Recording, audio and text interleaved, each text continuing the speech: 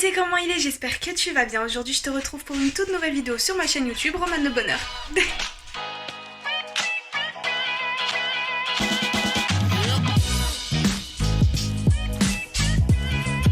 Ok, on va commencer. Mais surtout qui me fait énormément voyager. Et là, j'ai perdu mes mots, du coup, il faudra que je coupe ça au montage. J'avais tout bien répété. Ah oui, voilà. Je vais reprendre du début, comme ça au moins c'est mieux. Hop. Alors, aujourd'hui, je te retrouve pour continuer mes petites aventures à la rencontre de mes consoeurs. Et pour continuer cette belle aventure, aujourd'hui, je voulais te partager, du moins te parler d'une branche de métier dans le monde du mariage qui me passionne énormément. Mais pas que qui me passionne, mais qui me fait beaucoup voyager. Alors, amoureuse du voyage comme de l'amour, je vais te parler aujourd'hui du Destination Wedding.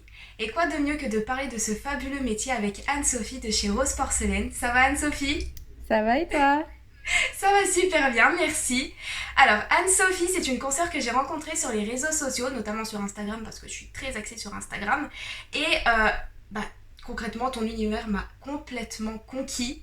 Premièrement, parce que tu organises des mariages, pour l'instant, je vais dire à l'étranger pour arriver au second point, mais tu organises des mariages destination wedding, mais pas n'importe où, dans une fabuleuse destination. Je pense que avec toutes mes introductions sur YouTube et mes stories, avec mes OT comment idées, je pense que tu l'auras compris, je suis d'origine de l'île de la Réunion et Anne-Sophie organise des mariages aussi à l'île de la Réunion. Mais avant que je n'en dise un peu trop, Anne-Sophie, je vais te laisser te présenter en quelques mots pour celles qui regardent cette vidéo et qu'elles te connaissent un peu plus. Je m'appelle Anne-Sophie, j'ai 27 ans. Je suis wedding planner depuis 2018 et du coup, comme tu l'as expliqué, Romane, j'organise des mariages à La Réunion, mais aussi en Île-de-France. Euh, Mes clients, en la plus grande majorité, ce sont des créopolitains. Les créopolitains sont des Réunionnais qui habitent en métropole. Et ils se marient soit avec des Réunionnais, soit avec des personnes de métropole ou d'autres origines. Et soit ils décident de se marier en France, en métropole, soit ils décident de se marier à La Réunion. Après, j'organise aussi les mariages d'autres personnes. On n'est pas que entre nous. Et je fais aussi du coaching pour les mariés qui souhaitent organiser leur mariage eux-mêmes. Et récemment, j'ai sorti le petit guide de la mariée sereine et organisée, qui est aussi un support pour l'organisation de mariage pour les mariés un peu plus indépendants. D'accord, la polyvalence à l'état pur. C'est Exactement. ça que j'aime bien dans le métier, c'est qu'on peut tout faire. On peut être wedding planner comme officiante de cérémonie laïque, faire du destination wedding, d'organiser des mariages de manière digitale, tout ça, j'aime bien, j'aime beaucoup, j'aime beaucoup. Alors, comme toutes les autres consoeurs que j'ai pu interviewer ce mois-ci, je leur ai posé la même question à toutes. On a un parcours assez différent et pourtant aujourd'hui on se retrouve un peu dans la même bulle, dans la même classe entre parenthèses, c'est-à-dire de travailler dans le monde du mariage. Est-ce que tu peux nous partager par exemple ton parcours avant d'être rentrée dans le monde du mariage, de devenir wedding planner? Moi, ce que je dis toujours, c'est que j'ai eu 1000 vies. C'est vrai en plus. Bon, je vais essayer de raccourcir au mieux. J'ai fait des études en marketing du luxe. Je faisais beaucoup de stages dans la mode, dans le marketing en règle générale. J'ai eu mon diplôme en 2017. Et c'est vrai que dans ce que je faisais au quotidien, je m'y retrouvais plus. C'était plus vraiment, ça correspondait plus vraiment à ma personnalité. Je trouvais que ce que je faisais, c'était un peu vide de sens. Je voulais vraiment apporter un peu de valeur, entre guillemets, à la société, un peu de bonheur aux gens. Et c'est vrai que Wedding Planner, ça a été pendant, et ça l'est toujours, était mon dream job.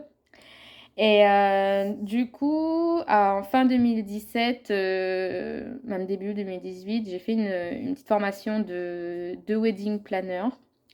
Suite à ça, je me suis formée sur le terrain avec d'autres consoeurs qui ont bien voulu m'accueillir sur leur mariage.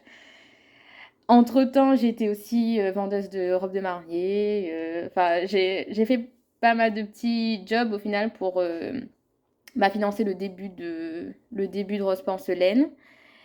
Et c'est comme ça que Rose Porcelaine est née en 2018, on va dire entre avril et juillet à peu près. D'accord, ouais, un parcours. C'est vrai que là-dessus, je te comprends tout à fait quand on fait quelque chose. Parce qu'on se dit qu'il faut bien travailler un jour dans sa vie, hein, faut savoir gagner sa vie. Mais de faire un travail qui nous plaît et qu'on sait pertinemment que c'est quelque chose qui va nous plaire, qui nous passionne et tout, on a envie de travailler tout de suite dedans alors qu'on a un truc à côté mais qui forcément ne nous plaît pas trop. C'est un peu compliqué de se lancer au tout début. Mais comme toi, là, t'étais déjà lancé un peu dans la chose, à vendre des robes de mariée, tout ça. Du coup, t'as pu un peu, on va dire, prendre de l'expérience même en vendant des robes de mariée ou l'histoire de comment de faire sur le terrain les jours J avec d'autres concerts wedding planners. Franchement, ça, c'est super top. Ça, franchement, j'aurais bien aimé faire. Aider les wedding planners sur les jours J et tout, franchement, c'est le meilleur jour en fait. Le jour J, c'est le meilleur moment de l'organisation du mariage. Moi, j'adore. Bah, c'est sûr, et puis c'est le plus formateur. Et je pense que je ne remercierai jamais assez ces filles-là de m'avoir accueillie. Et pour les wedding planners qui se lancent, ça ne se résume qu'à un mail en fait, à demander et que pour vraiment se former. Parce que je pense que les formations théoriques, c'est bien et ça apprend plein de choses, mais ça suffit pas forcément. Il faut vraiment être dans le jus pour se rendre compte de ce qu'est réellement, je dirais pas le métier au quotidien, parce que c'est pas ça le quotidien, justement, mais la finalité, quoi. Ouais, c'est ça. C'est vrai que quand on est sur le terrain, c'est encore mieux pour voir les choses. On va dire comment savoir gérer le stress du jour J parce que tout ne pourra pas se passer comme prévu, hein, toujours. Mais au moins d'être sur le terrain, voir vraiment comment ça se passe, tout ça. Et l'aspect théorique, c'est bien pour un peu savoir toute l'organisation, savoir un peu trouver ses marques, comment organiser des mariages, tout ça. Mais c'est vraiment sur le terrain qu'on apprend mieux les choses. Ça, c'est sûr, Ouais. je te rejoins tout à fait là-dessus. Alors du coup, après d'être rentrée, du moins d'avoir créé ton agence, ça va faire 3 ans que tu l'as créée. Est-ce que tu peux nous partager un peu le début d'histoire de ton agence? Pourquoi tu as donné ce nom à ton agence d'organisation de mariage? Tout ça, vraiment le début d'histoire de ta vie en tant que wedding planner. Le début de Rose Porcelaine. Voilà. Euh, il y a 10 ans, j'ai une de mes proches qui s'est mariée. Et en fait, moi, j'ai commencé à faire des petites recherches comme ça, un peu pour elle, un peu par curiosité. Et en fait, j'ai jamais cessé de faire des recherches d'inspiration sur le mariage en règle générale. Et du coup, j'ai fourré mon nez dans les mariages de tout le monde suite à ça. C'est ce qu'il faut faire, hein. Faut fouiller un peu partout, de toute façon. Et ça, comme je dis, ça a toujours, enfin, depuis ce moment-là, ça a été un peu mon dream job, mais je me voyais pas trop faire ça. Et puis j'étais en pleine période d'études où c'était pas forcément des études faites pour déboucher sur ce métier-là. Et du coup, je gardais ça un peu pour moi jusqu'à un beau jour me l'avouer aussi un peu au détour d'une conversation avec des amis. C'est quand j'ai vu qu'il y avait une de ses consoeurs qui proposait des formations que je me suis dit, bon pourquoi pas? J'étais en recherche de boulot et tout, j'avais du temps. Et, euh, et en fait, une fois que j'ai été dans cet engrenage-là, au fond de moi, je pouvais pas faire marche arrière, en fait. Je pouvais pas. Et du coup, ça, c'était début 2018. Et du coup, j'ai voulu monter mon agence sous le statut auto-entrepreneur. Et forcément, il faut un nom pour se lancer. Et la rose de... Parce que rose porcelaine, ça vient de la fleur rose de porcelaine. Mais à La Réunion, on ne prononce pas les deux.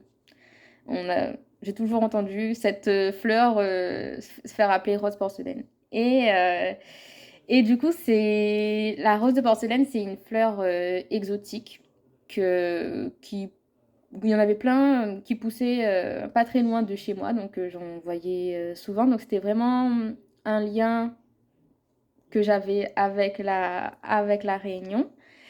Et la rose de porcelaine, c'est aussi pour moi l'allégorie d'un mariage solide parce que la rose de porcelaine, c'est une fleur qui est quand même très ancrée dans sa terre, qui est très solide, qui a quand même besoin de beaucoup de soins, mais qui peut fleurir toute l'année.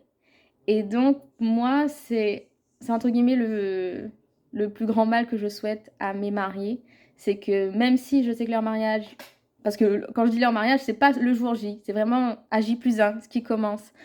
Que leur mariage, il soit, même s'ils demandent de l'attention et du travail, ça on sait, bah, qu'ils ne connaissent pas de saison et qu'ils soient aussi solides face à toutes les tempêtes de la vie. Donc, voilà. Le fait que les wedding planners en fait parlent un peu du pourquoi ils ont appelé leur agence de tel nom ou quoi, c'est vrai que derrière c'est toute une histoire et j'insiste énormément là-dessus. C'est comme je l'ai dit au mois de février pour la thématique de la communication digitale, c'est que le logo et tout c'est super important, comme son nom d'agence c'est hyper important parce que c'est ce qui va refléter sa personnalité mais aussi le message qu'on veut apporter à ses futurs mariés, à son agence, à l'image de son agence. Et franchement, la tienne, j'aime beaucoup en fait. Enfin, l'histoire de la fleur ancrée et tout, franchement, c'est super beau, j'adore. J'adore. Merci. Alors, du coup, pour aller au cœur du sujet de la vidéo, je t'avoue qu'à un moment donné, au moment où je me suis lancée dans mon agence et que j'ai créé du coup ma petite entreprise, j'avais tellement d'idées de services à proposer que vraiment, si je pouvais toutes les proposer, et dont les destinations wedding. Mais bon, après réflexion aussi, voilà, faut quand même bien se poser à un moment donné. Et parce que franchement, les destinations wedding, ça me fait énormément rêver. Enfin, ça me fait penser un peu aux fugues amoureuses, de se dire on va se marier un peu en secret, en cachette à l'étranger, tout ça. Moi j'adore ça, les fugues amoureuses. Enfin, je pars un peu trop loin dans mes trucs, mais c'est vrai que c'est quelque chose qui me passionne énormément, le destination wedding. Et vu qu'aujourd'hui tu proposes ce service à tes futurs mariés, dans un premier temps, est-ce que tu peux me dire pourquoi tu as voulu inclure, en plus de tes services de wedding planner, le service de destination wedding? Qu'est-ce qui t'a le plus passionné dans ce côté-là? Bah, en fait, moi, comme je te l'ai dit quand tu m'as proposé le sujet d'interview, ça me surprend parce que c'est la première fois qu'on qualifie mon activité comme destination wedding, en fait. Parce que moi, je le vois pas forcément comme ça. Moi, je suis née et j'ai grandi à La Réunion. Donc, La Réunion, pour moi, c'est la maison. Donc, concrètement, en fait, je dis pas que je vois rien d'exotique ou de très lointain à La Réunion, mais c'est la maison. Donc, moi, en fait, je fais des mariages chez moi, concrètement. Donc, à la fois chez moi à La Réunion et à la fois chez moi en Île-de-France, parce que bon, ça fait quand même, moi, ça fait quand même 10 ans que je suis partie de La Réunion. Mais du coup, voilà, quand je me suis lancée, c'était un peu logique, en fait, pour moi de proposer des mariages à La Réunion, mais surtout de proposer des mariages aux Réunionnais, aux Créopolitains, parce que La Réunion m'a élevée, la Réunion m'a beaucoup apporté, et je voulais aussi rendre ce qu'on m'avait apporté avec les capacités que j'avais. Et, euh, et donc voilà, enfin, en plus, on est dans une période où on parle beaucoup de communautarisme, etc. Mais, mais je me dis, si je commençais pas par servir, entre guillemets, mon île, servir mes semblables, enfin, à quoi bon? À quoi bon? Pour moi, faire des mariages à La Réunion, c'était une logique et parce que aussi, je suis exactement dans la même situation que mes clients. J'ai grandi à La Réunion, j'ai quitté La Réunion et moi aussi, un jour, peut-être que j'aurais envie de me marier à La Réunion. Certains de mes clients n'épousent pas forcément des Réunionnais, je comprends leur situation, de ces mariages mixtes, etc. Je suis exactement dans leur situation, je comprends ce qu'ils veulent, je comprends où ils veulent en venir, je comprends l'ambiance qu'ils veulent, je comprends tout ça. Et donc en fait, ça me demande pas d'effort. Ces personnes-là, je les connais. Le lieu où ils veulent se marier, je le connais. Quoi de mieux? Voilà, C'est effectivement. quoi de mieux? Je- Voilà, c'est tout logique hein, au final, Romane. Non, mais c'est vrai que je te comprends là-dessus parce que bah, après, je t'avais proposé Destination Wedding parce qu'en fait, pour moi, déjà le fait bah, de prendre l'avion pour aller quelque part, que ce soit même dans un dom-tom ou quoi, c'est pour moi partir entre parenthèses à l'aventure et de se marier dans un autre endroit que la France métropolitaine. Mais c'est vrai qu'on peut faire du Destination Wedding même en quittant une région ou un département, c'est la même chose en fait. Donc c'est vrai que là-dessus, je te comprends qu'en fait, pour toi, c'est logique de faire des mariages à La Réunion parce que c'est chez toi, tout ça. Et le truc, c'est que ça rejoint la prochaine question que je voulais te poser, pourquoi tu as choisi La Réunion. Bah, du coup, tu as répondu. Mais c'est vrai que vu que tu connais tout de là-bas et bah, tout ce que tu as envie de rendre à La Réunion, de l'apporter à tes futurs mariés, tout ça, c'est super important. Et puis, bah, les futurs mariés, tu les transportes au final, tu les fais voyager, même s'ils sont en Ile-de-France ou quoi. Tu les fais voyager et franchement, ça, c'est super bien. C'est super bien.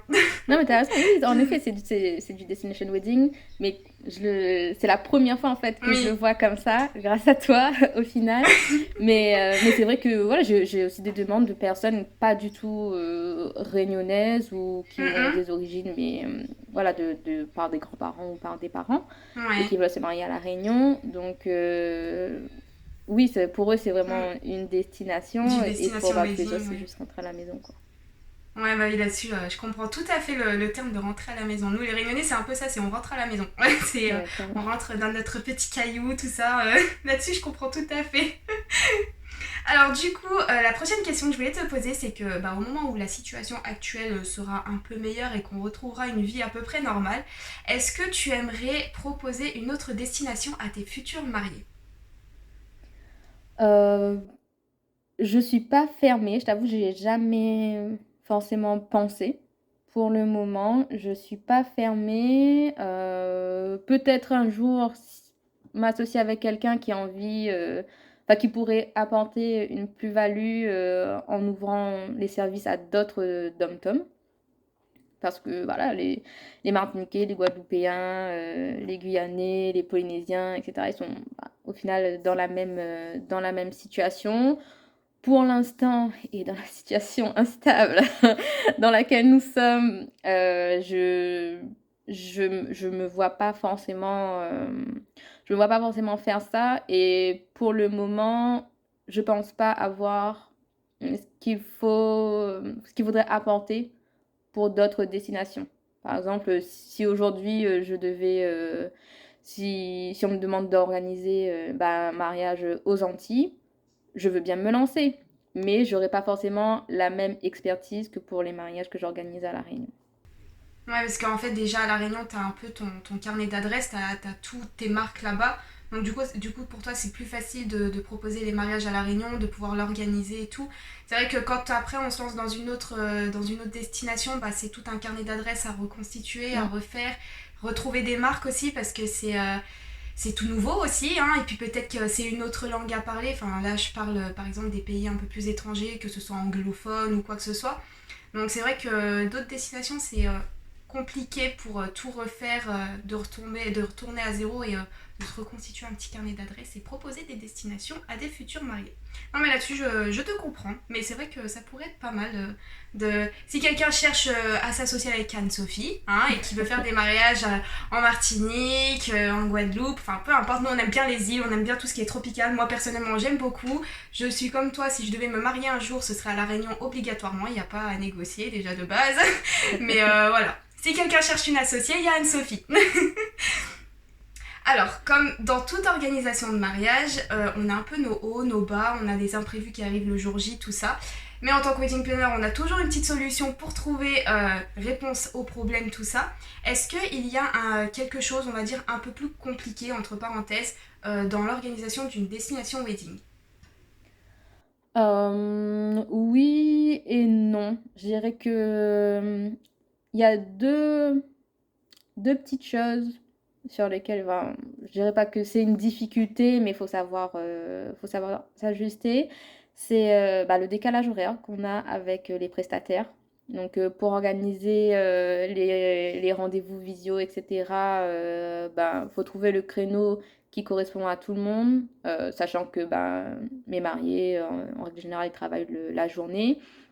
À La Réunion, les prestataires, ils ont entre 2 à 3 heures de décalage. Donc, ils ont 3 heures en plus. Donc, voilà, une fois que mes mariés sont rentrés du travail à 19h, chez eux, il est déjà 22h, donc c'est un peu compliqué.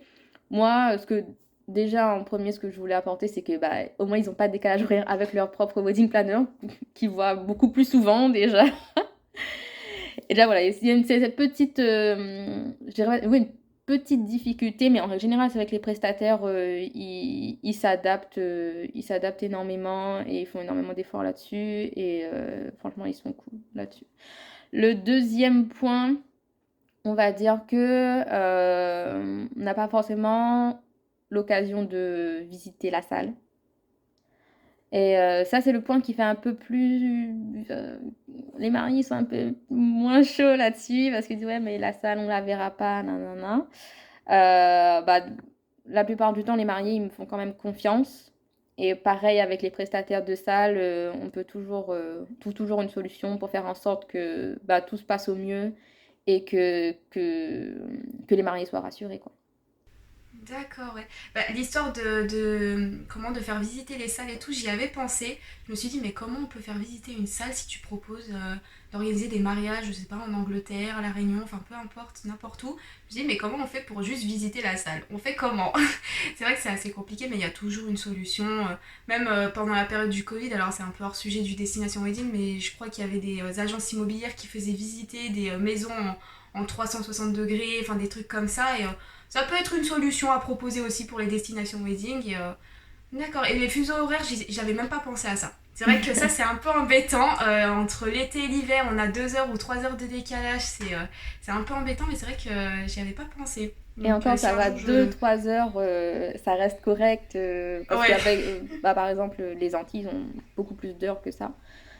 On est Oui, quand ouais. même, on est quand même mieux lotis, mais je pense que quand on le vit pas, on s'en rend pas compte, mais ça fait quand même une petite différence, quoi.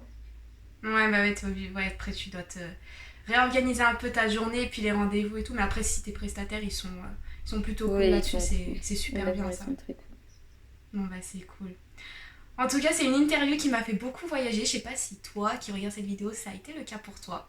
En tout cas, merci Anne-Sophie de Mais m'avoir je t'en accordé prie, ton temps et de cette merci de interview. m'avoir accueilli dans ton univers. Ça fait plaisir, hein, de rien. Si jamais toi, wedding planner ou même peut-être futur mari qui regarde cette vidéo, je mettrai enfin du moins en description, le lien Instagram et son site internet à Anne-Sophie pour que tu vois un peu plus son travail en détail. D'ailleurs, je te recommande d'aller voir son compte Instagram parce que j'ai vu que tu faisais des réels sur ton compte. Et franchement, je les adore. Je les adore parce qu'ils sont super constructifs et il y a tout plein d'astuces pour l'organisation de mariage. En fait, ça fait réel, mais en même temps, entre parenthèses, vidéo YouTube, mais condensé sur 1 minute, parce que les réels c'est maximum 1 minute, mais tout condensé, vraiment pratique et rapide, avec la petite intro et tout. J'adore, j'adore. Moi, quand je vois les vidéos, je fais ah, il y a Anne-Sophie qui a mis un petit réel. J'adore. Donc si jamais t'as besoin d'astuces ou quoi, il y a Anne-Sophie qui fait de très beaux réels et qui sont très constructifs. Je recommande tout de suite. En tout cas, sur cette belle interview, n'hésite pas à lâcher un petit commentaire ou un petit pouce bleu, ça fait toujours plaisir. Si la vidéo t'a plu, n'hésite pas à la partager même à une consoeur ou une future mariée qui se pose des questions un peu sur le Destination Wedding. Et t'abonner à la chaîne pour ne rien louper de ce qui pourrait suivre dans les prochains mois, tout ça. Et puis voilà. Y a pas de souci, t'inquiète.